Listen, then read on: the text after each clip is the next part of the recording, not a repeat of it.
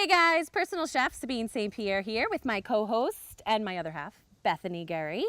And we are doing a gardening and grilling episode today. Yes. So more fitting, I felt, was starting this off in my garden.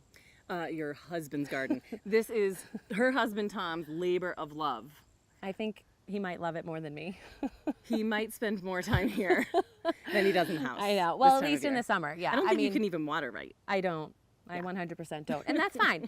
I really prefer to come out and take You what just reap I the need. benefits. I reap the benefits. Perfect. As do my clients. My weekly clients get to eat all this wonderful stuff. And so today I figured we would share with you in doing some grilling with some, trying to give you some new ideas and new recipes to work using with. things in your garden that you might not think to even put on the grill. Right, Yeah. exactly.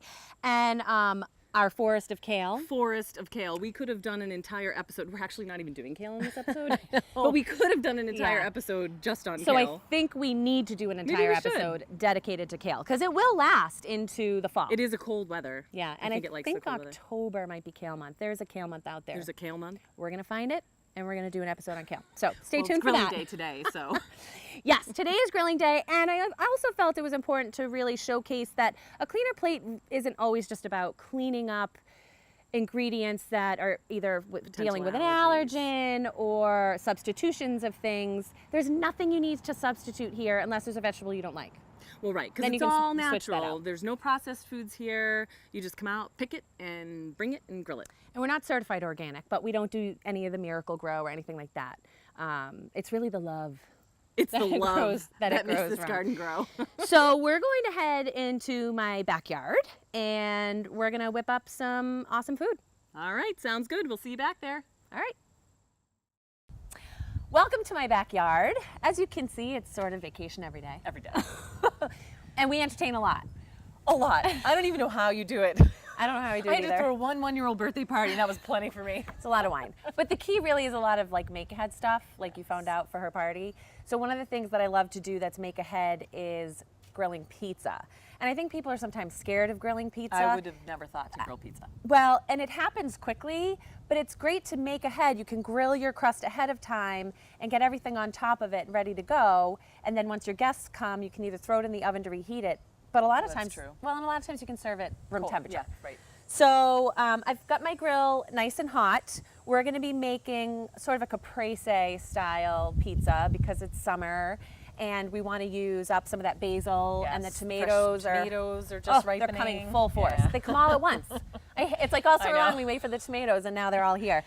So Bethany's going to finish slicing up some tomatoes and we've got fresh mozzarella over there and then we're going to top it off with our fresh basil. Now, how hot do you need to have the grill for pizza? I sort of have it on a medium heat. Okay. We don't want it too hot. Like I said, it goes quick. Okay. So this is not the set it and forget it type of thing. Once you it's spray on it there. before. I sprayed it. My trick is to put your dough on foil. And I greased the foil, put my dough down, and then I'm gonna make sure that my grill is nice and greased so it won't stick to the grill. And what I like about my foil. I need to see the foil trick. Yeah. Let me My stop handy dropping dandy here. foil trick.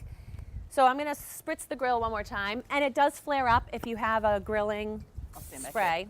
here. I'll take a drink while you spritz your grill. The hair's up today. So I take the foil, and I'm just going to flip it right onto the grill. Oh, perfect. And then I'm gonna peel it back, No, that doesn't seem that and hard. voila. It's really not that hard. Can you hear it crisping A up? little sizzle.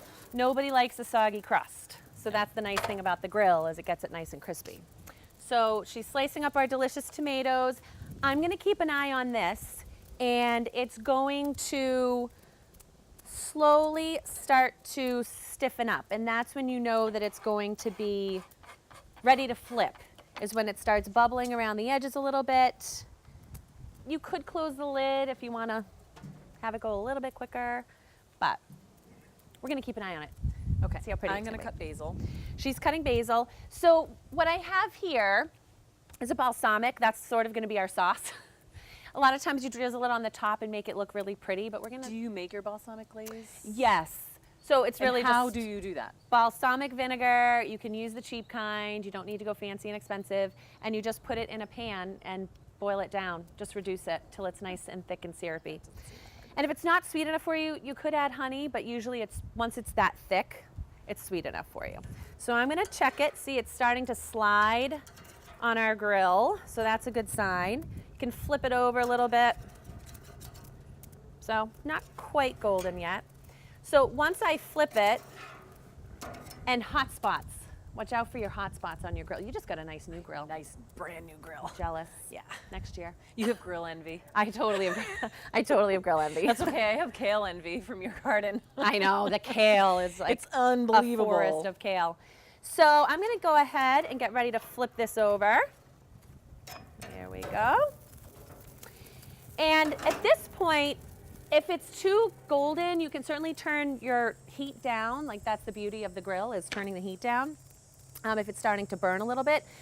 But I'm gonna keep it low because at this point we're gonna get our toppings on if you wanna bring the tomatoes over. I'm gonna go on Tomatoes with mine. first? Yeah, well, I'm gonna do a drizzle. Nice thick drizzle, and it can still be pretty underneath. We'll go across. Fancy. Remember, it's our sauce. Some nice fresh arugula from the garden. I'm gonna place that right on top. And you do have to kind of work quick.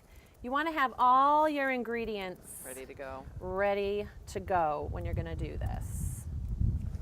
All right, go ahead, you do the tomatoes.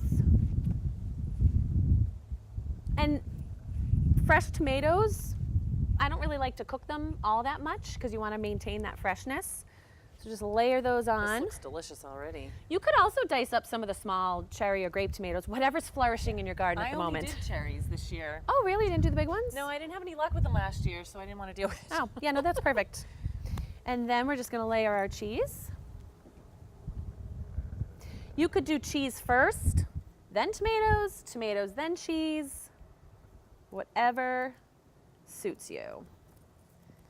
Got All my right. basil. Got your balls already? Oh, do I do that now? No, we'll do that at the end. And I cut the cheese sort of thin so it'll melt a little bit quicker because you do want the cheese to melt, obviously. And then we'll pull it off in a minute and we'll cut it up. You should get some cows, and then you can have milk, and you can make your own cheese. I know we've talked about chickens. I would love fresh eggs, but I don't know where we'd put the chickens. Yeah, chickens feel like a lot of work. Yeah, and I don't know if they can swim. They jump in the lake or something crazy. So we're going to finish up our pizza and we're gonna get ready to do some flank steak and our grilled corn salad. I'm super excited to show you how to grill some corn. And we'll do that when we come back. Sounds good. All right.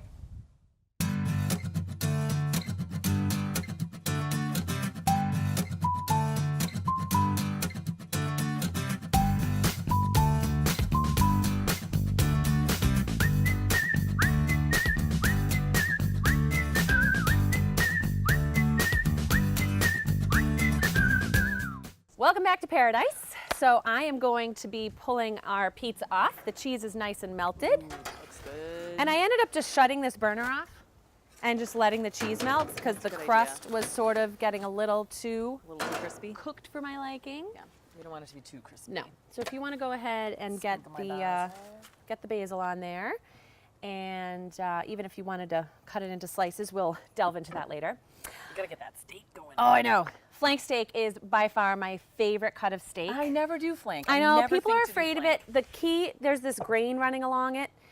So when we go to cut it at the end, we're gonna make sure that we're cutting across that grain. I like to keep steak simple, either a salt and pepper, or one of my favorites is a coriander crusted Wouldn't have salt. even thought to do coriander. So I just toast up coriander seeds, and then I use my meat pounder. Where do you get multi-purpose? coriander? Do you buy them, or do you actually from your? Because isn't coriander? It's cilantro seeds. Cilantro. Yeah, I buy them. That would be Yeah. fancy. That would be really fancy. And oftentimes my cilantro does go to seed. But I am going to crush them up just enough and pour it into some salt. I probably do about a 1/4 cup of salt and maybe, you know me, I don't really measure. Which makes it very hard to pass along recipes. Yeah, it's probably, I don't know, 3 tablespoons or so, just under a 1/4 cup of the coriander. Okay. And I make a batch of it and keep it in a Tupperware so I have That's a it good to idea. use all the time. Plus I feel like it seasons the salt even more the more it sits. So I'm just gonna liberally salt my flank steak. If you wanna grab the pepper, go ahead and get our pepper going. Pepper. And then we're gonna go ahead and get our garlic. And then we're gonna go ahead and get our onions. And then we're gonna go ahead and get our Awesome. And if you have people like our sister who doesn't like pepper, you don't have to use it. But more steak for us. That's right. It's a great strategy. Yeah, great strategy. All right, we're gonna go on this side. Same thing, nice and liberal. Get it right on there. I know, I salt. And my sometimes I do this ahead of time and let it sit on the counter for like an hour and really let the flavor absorb into there. And do you do your steak at room temperature when you cook I like it or to let it sit out, like I said, an hour or so. If it sits out a little bit more, it's fine. And this is gonna go right on the grill. Nice high heat on this, medium high, because we wanna get a nice crust. Crust is key. So going right on. And so how long before you flip it? I usually go for this thickness. This is sort of a smaller flank steak, so I'll go probably maybe 4 to 5 minutes on one side, flip it on the other. I'm a medium rare girl. Me too. Yeah. And so I will then flip it, and usually I do a little less on the other side. And for this, I do close the lid. Okay. Trap that heat in there, get the nice crust, and get that going. Okay. So why don't you... Corn. Corn salad. Okay, so corn salad, I have a couple of questions because I've not really done corn on the grill. Yep.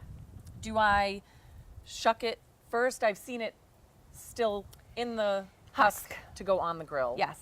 Some people will soak it in the husk and then put it on the grill in the husk. A lot of people peel it or shuck it and then put it in a pot of boiling water, but it doesn't impart any flavor. And in the husk on the grill, it's still steaming it. I think we Well, could... and grilling gives it those nice grill marks. Well, that's and the thing. It gives it some char. So why don't you go ahead and... And do I have to oil them or anything first? Or just I throw 'em on? don't. I Just don't throw 'em oil on them. there. Yeah.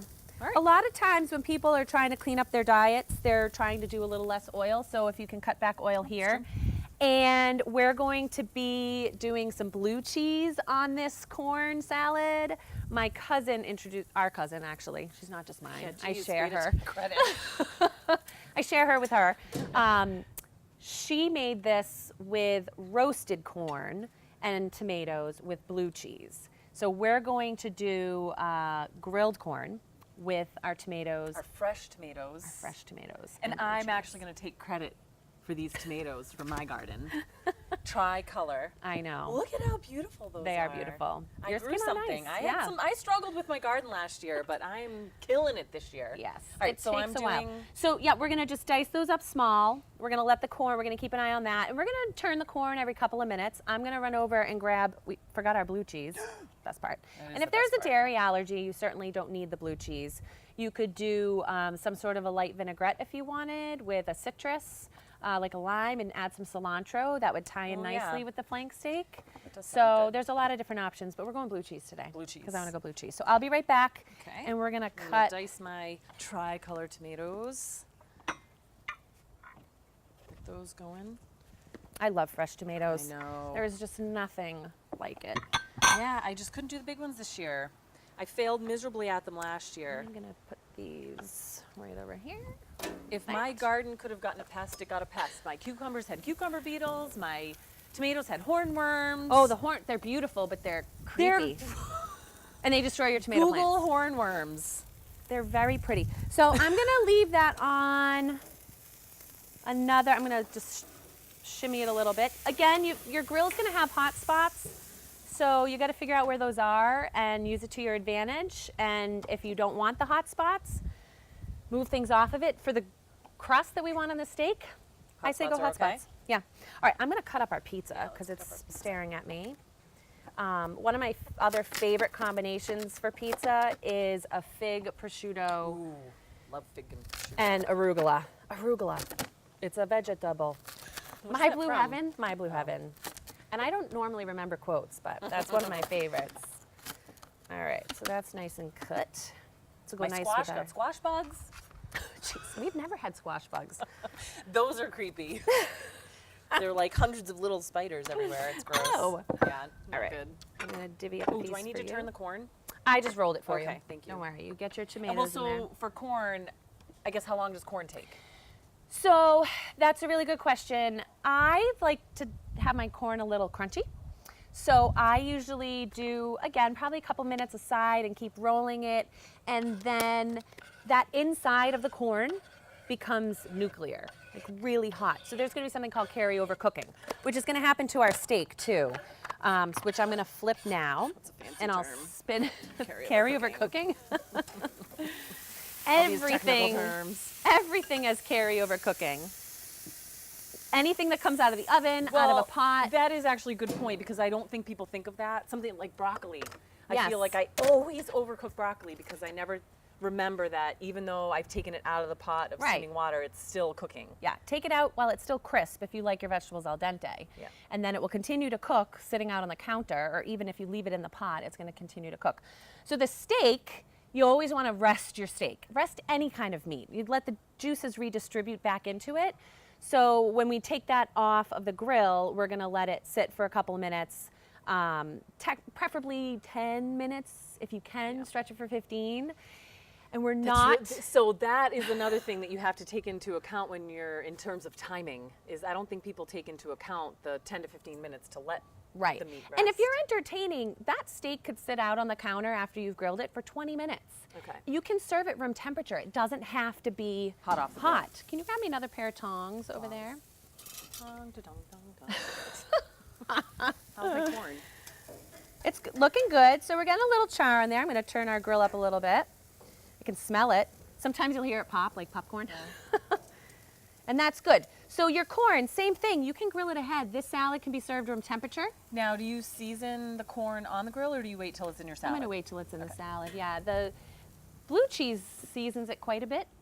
So you really just need a little bit of salt and pepper for that Now part I'm of it. dying to delve into Oh our yeah, let's try. pizza. All right, I'm going to try this piece. And you could, if you don't love arugula, some people don't love arugula, you don't have to put the arugula on there. I went big. Go big or go home. I don't want to get basil in my teeth. Or arugula. Yeah, so good. I think the arugula makes it, personally. A lot of people wouldn't think to necessarily put on there. And the sauce, the balsamic, it's nice.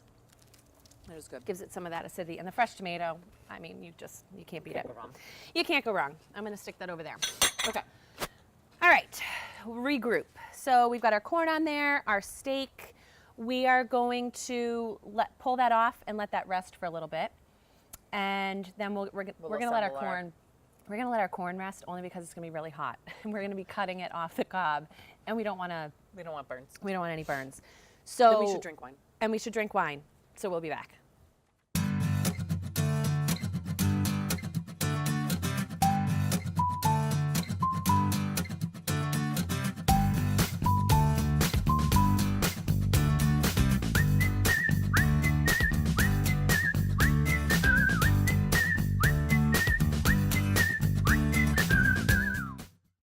All right, so one of the biggest questions is how to tell when a steak is done. Without sticking a thermometer in there. Well, if you have to, that's okay. It's better than... If you do that, do you do it before you put it on the grill or after it's been cooking? Well, there are thermometers you can put in there and leave in there, which is ultimately what you usually would what I want to do. do. Yeah. You don't want to if you poke it and take it out, then all the juices run everywhere. And that's the big thing. If your husbands are cutting it with a knife to test it?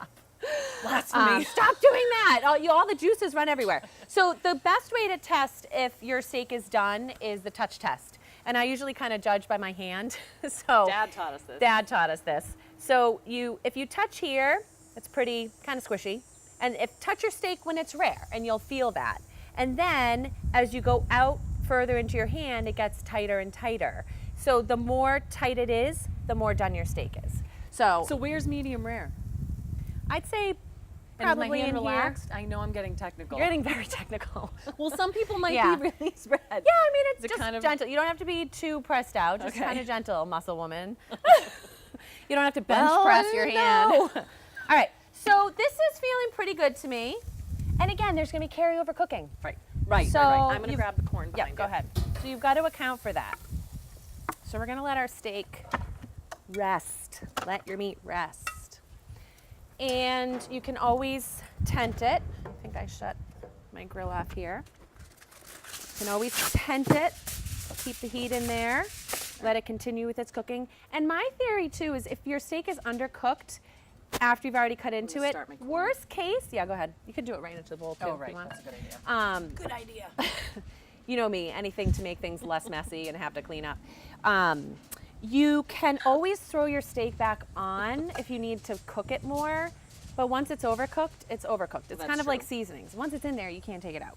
So we're gonna get that going. And as far as how much blue cheese, Miss Measurer, I like measuring. I know. At least the first time, so I know like. But I guess something like that is just Well, something eyeball. like that, it's taste. So That you I can add handle. it. You add it and taste, add and taste. But I if mean, I over coriander my steak, I can't take it off. I guess I maybe could scrape sort of it. scrape it off, but the salt sort of absorbs in there. So you're done. You're done there.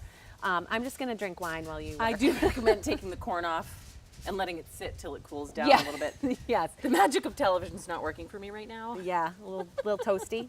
But you're doing a great job. It's a little toasty. And actually, you know what? I will help you out. I was with going to an say, ear you of have the corn. bigger, better knife. I know. I will take it. I'm going to steal your cutting board. Take an ear. Since mine is being used.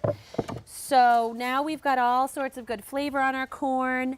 Like I said, you can serve this room temperature. You could put it in the fridge and serve it cold. I remember as a kid, she would only eat corn on the cob, cut off the cob. That's because There's we had- no fun. We had braces, and they would get stuck in the Well, brace. I had them forever. I know, but then it just was a habit. Now I'll eat it off the cob. I just have to make sure that I have some floss. Dental. So we're going to, she's going to finish doing that. I am going to, You're going to cut your steak? I'm going to cut my steak. All right. I know I should let it rest longer, but for the purpose of today, I'm going right in because this is the most important part of a flank steak and even a Cutting? brisket if you cook Okay. cutting it. Because if you cut it this long way with the grain, it's going to be really chewy. So grain is parallel to your cutting board and nice thin slices on an angle. So I'm going right in, nice thin slices, right on an angle. Okay? How's that doing? Looks good. I love steak. Love steak. So we're going to plate this up. All right, yeah, let me just finish this ear. Finished getting that in. It actually We'll cooled down sprinkle. pretty quick. That breeze feels amazing. And you can add salt and pepper. You may not find that you need to, and with the and the cheese. pepper. Yeah, cheese is a little salty, so making a mess, making a mess. that's okay. I'll get you a spoon here. That's for my husband to clean up. After he's done Good old tending Tom. to the, after After he's he's done tending to the the garden. I'm not allowed in the garden a lot of times. I don't Well, he weed does have a correctly. beautiful garden. There's a way to pick kale. Oh, I'll It's have to have very, him show yeah, me. very precise. All right, so let's get some of that on the plate. Okay. I'm gonna finish slicing this up. So now, would you normally cook your tomatoes or do them raw, or either way? I like them raw. Yeah. You I could suppose roast you could roast them. them. But I like them raw. So I'm gonna give us each a couple pieces of some steak here. Beautiful medium rare. Yeah. Yum. There's nothing like overcooked steak. I And know. for the people out there that like it medium well, it's okay. Well done. Just taking it Okay. over the edge. Okay. So I think we're ready to go taste. We're gonna have you join us over at the pub table. Another And- piece of paradise Exactly. here in the St. Pierre backyard.